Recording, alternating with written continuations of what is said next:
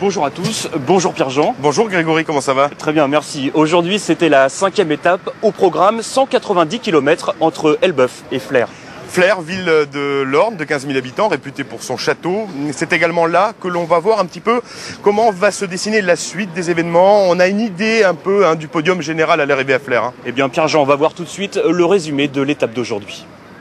Les 132 coureurs ont pris le départ ce matin vers 11h45 et dès les premiers kilomètres, l'allure est rapide avec quelques cassures dans le peloton, mais à chaque fois les fuyards vont assez vite rentrer dans le rang. De l'appétit, les coureurs n'en manquent décidément pas. 4 d'entre eux s'échappent au kilomètre 30. Bien vu, ils prennent 3 minutes 20 d'avance sur le peloton. Au kilomètre 100, un contre-attaquant les rejoint, le Norvégien Björn Thorheim. Ils sont désormais 5 en tête de la course. À l'entrée de Falaise, 5 minutes 50 les séparent du peloton. Il reste alors 70 km à parcourir pour les échapper. Parmi eux, figure Jean-Marc Bidault de Bretagne-Schuller et un Anglais, Andrew Fenn, un vrai suceur de roue celui-là. Il ne passe pas de relais, donc les 4 coureurs qui sont devant là ne se donnent pas à 100%. Et on a toujours peur que dans le final, l'Anglais qui n'a pas roulé les lâche. Du coup, l'écart fond à moins de 3 minutes. Alors, à Athis-de-l'Orne, à 40 km de l'arrivée, Guillaume Mal de Vérandarido lance les hostilités. Jean-Marc Bidault le suit. Le duo arrive en tête dans les rues de Flers pour 2 tours de circuit. Leur avance n'est plus alors que de 40 secondes sur le peloton. Mais les deux vont résister au retour de la meute. Et c'est Jean-Marc Bidault au sprint qui remporte l'étape. Sur la fin, il avait un petit peu des crampes, je pense, donc il passait moins. Et moi, j'avais des bonnes jambes et puis je voulais vraiment cette victoire, quoi. Coup double pour Bidault puisqu'il s'empare ce soir du maillot jaune. Le Britannique Locro, ex-leader du classement général, est deuxième. Le premier Normand est 22e. C'est Thomas Cholechnik de l'USSA Pavilly-Barentin. Nous sommes à bord du véhicule de montage. C'est ici que nous suivons la course en temps réel et que nous fabriquons nos reportages. Vous l'avez peut-être constaté, fini les vélos en acier. La haute technologie a fait son apparition dans le milieu du cyclisme. Découverte tout de suite de ces machines de haute volée.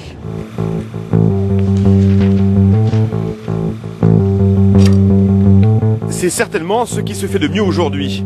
Des vélos de compétition en monobloc carbone.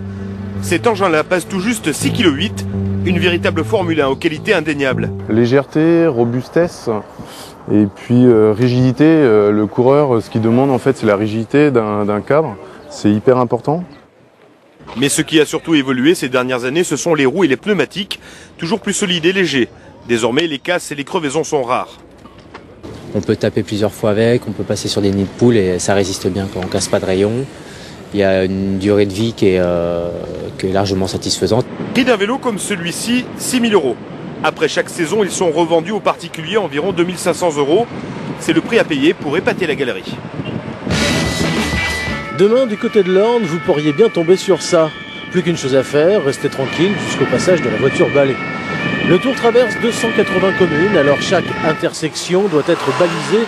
658 signaleurs sont sollicités. Une quarantaine de motards, civils et gendarmes veillent sur la sécurité des coureurs. Les usagers ne sont pas forcément au courant que la route est privatisée pour le passage de la course. Il y a même des gens qui sont d'ailleurs pas au courant qu'il y a le Tour de Normandie qui passe par chez eux.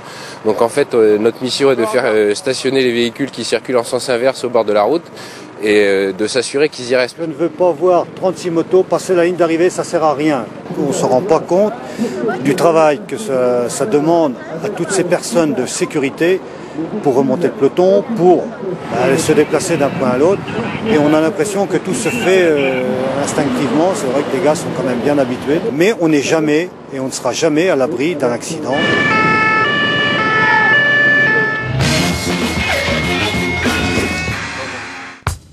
Sucer la roue.